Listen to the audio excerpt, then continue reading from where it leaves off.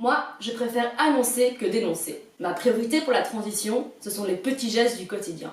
Je suis persuadée que c'est en transformant son mode de vie, à son échelle, en changeant son mode de consommation par exemple, ou en investissant dans les nouvelles technologies, que l'on pourra se mettre en mouvement pour agir sur le monde.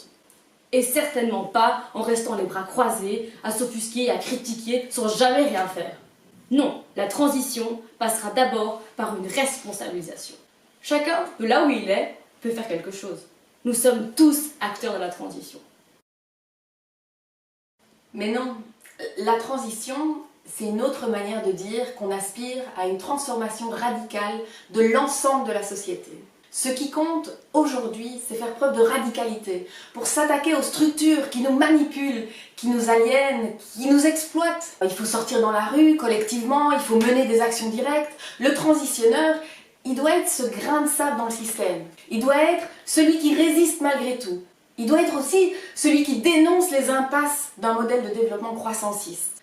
Les petits gestes et les autres yogas de la transition, c'est le fait de personnes naïves, crédules, qui nient l'existence de conflits sociaux. La transition n'adviendra que si on fait changer le rapport de force, comme tout changement social. Mais non, le problème, c'est que nous avons perdu notre lien à la nature. Tous ces militants hors sol, déconnectés de leur corps, de leur famille, de leurs émotions et plus globalement de la nature. Ils ne font que reproduire ce qui a engendré la crise que nous connaissons aujourd'hui. Une vision de l'homme séparé de la nature, réduite à n'être qu'une chose utile. Comment se penser partie de la nature? La transition, c'est d'abord un travail de reliance avec la nature qui recèle un pouvoir de transformation bien plus grand que ce que nous le soupçonnons.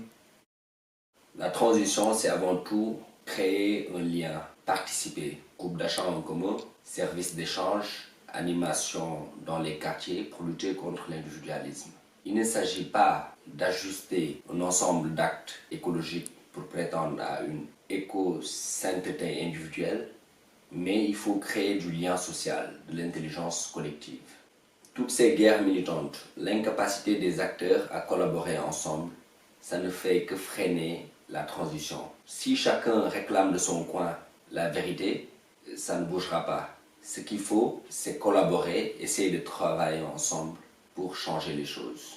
La transition passera nécessairement par la capacité des acteurs à collaborer ensemble.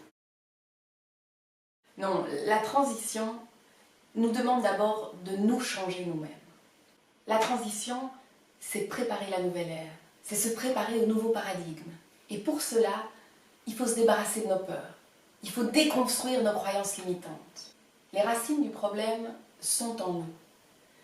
Même notre imaginaire est colonisé. Ceux qui militent sans aucune conscience d'eux-mêmes font partie du problème. Combien sont-ils à juste projeter leur colère sur le monde? Les militants, ils se croient altruistes, mais très souvent, le militant, il utilise en fait sa cause au service de besoins personnels qu'il n'a pas identifiés. Comment changer le monde sans se changer soi-même? La transition, elle demande en fait un travail intérieur, une sorte de conversion personnelle qui, elle seule, amorcera un véritable changement social.